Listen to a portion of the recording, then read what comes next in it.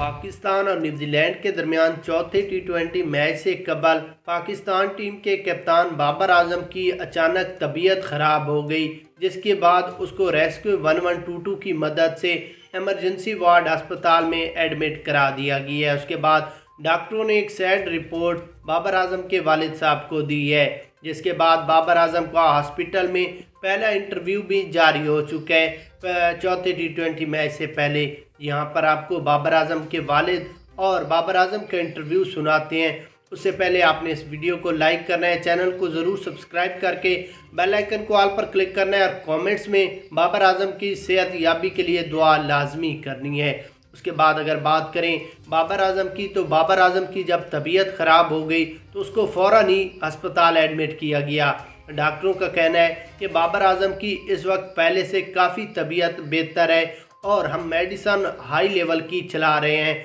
उम्मीद करते हैं कि अगले 5 से 6 घंटों में बाबर आजम बिल्कुल ठीक होकर अस्पताल से डिस्चार्ज हो जाएंगे, लेकिन अभी तक हम बाबर आजम को डिस्चार्ज नहीं करेंगे क्योंकि इस वक्त उनकी काफ़ी तबीयत ख़राब है। उसके बाद बाबर आजम का कहना था कि मैं तमाम मद्दाओं से और जितने भी पाकिस्तान टीम को सपोर्ट करते हैं और मुझे सपोर्ट करते हैं उनसे ये रिक्वेस्ट करता हूं कि वो कमेंट्स में मेरे लिए दुआ करें, क्योंकि अगर मेरी तबीयत ठीक ना हो गई तो मैं चौथे टी20 मैच में भी नहीं खेल पाऊंगा और मैं अपनी कप्तानी फिर शादाब को दे दूंगा। शादाब ही कप्तानी संभालेगा, तो इसलिए आपने दुआ लाजमी